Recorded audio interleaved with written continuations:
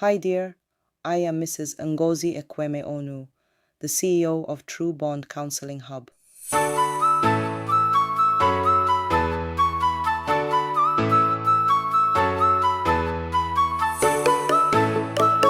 Welcome to our channel where we help married and dating couples build stronger relationships.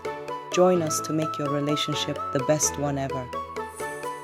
If you feel like you and your partner are speaking different languages, this video is for you.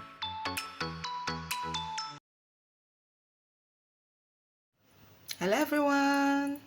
Welcome to day 8 of our series, Rebuilding Broken Trust in Marriage, 10 Practical Steps to Healing After Betrayal. And today, being day 8, I have captioned it, Stop Rehearsing Deception.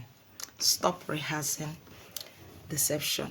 One of the greatest mistakes people make after breaking trust is believing that they can rebuild a relationship while still keeping secrets. It doesn't work that way. You cannot ask your spouse to trust you while you continue to hide your actions. If you are still deleting chats, hiding passwords, keeping secret friendships, using private accounts, clearing your call history, or becoming defensive whenever your phone rings, you are not rebuilding trust. You are rehearsing deception. Some people tell only half the truth because they fear the consequences of the whole truth. But partial honesty is still dishonesty. The truth delayed is often another form of deception. If your spouse discovers what you failed to disclose, the pain is often greater than the original offense because it confirms that the deception never really stopped. Healing begins when hiding ends. Transparency is not punishment. It is proof that you have nothing to conceal. You have nothing left to conceal. If rebuilding trust requires sharing your passwords for a season, do it willingly. If it requires explaining where you are going, do it without irritation.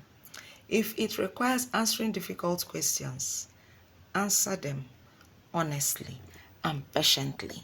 Remember, these are not chains, they are bridges back to trust.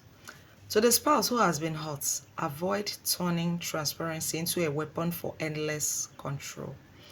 As trust is rebuilt through consistent honesty, allow accountability to serve its purpose, restoration, not revenge.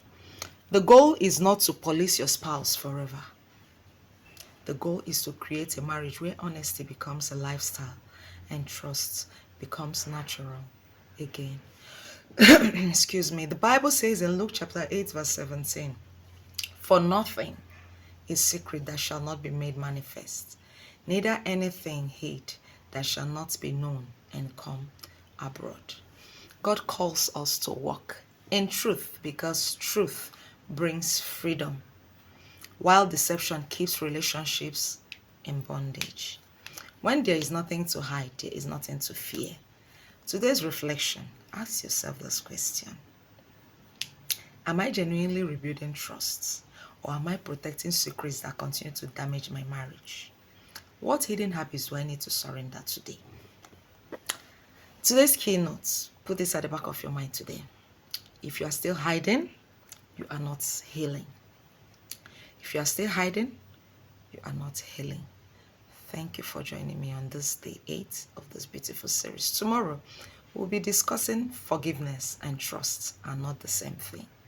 We're going to discuss forgiveness and trust are not the same thing. And remember, trust cannot grow in the shadows.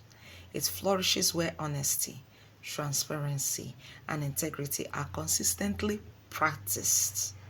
I am Mrs. Ngozi Ekwemono of True Bond Counseling Hub, where we transform marital challenges into marital bliss, one step at a time. Thanks for joining us today. I cannot wait to have you tomorrow.